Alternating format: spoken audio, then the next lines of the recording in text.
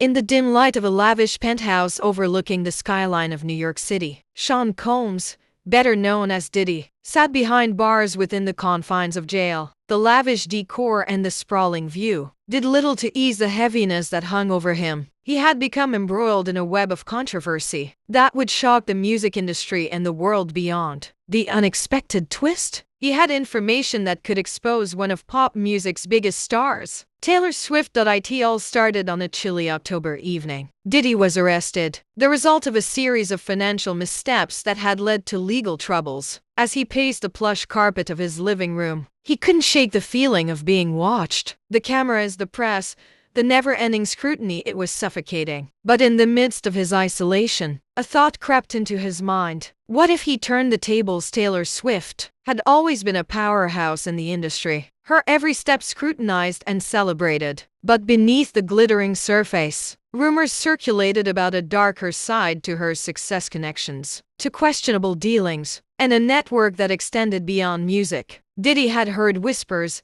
and the more he thought about it, the more he realized he had a story that could rock the very foundations of the entertainment world. Diddy decided to leverage the resources available to him. He reached out to his network of private investigators, musicians, and insiders. With each conversation, he pieced together a picture that was more disturbing than he could have imagined. The findings were alarming.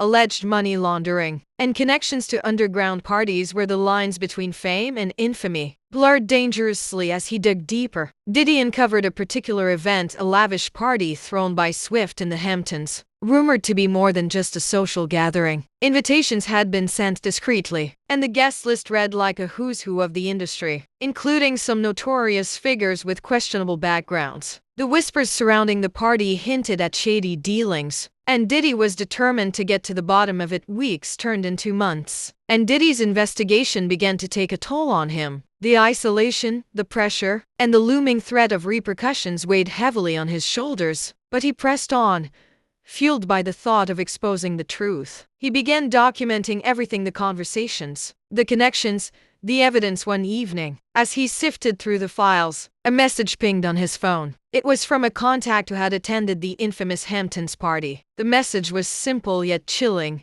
"You're onto something big. Be careful." The gravity of the situation hit him. This was no longer just an investigation. It was a dangerous game that could cost him everything. With a trove of evidence in hand, Diddy made plans to confront Swift.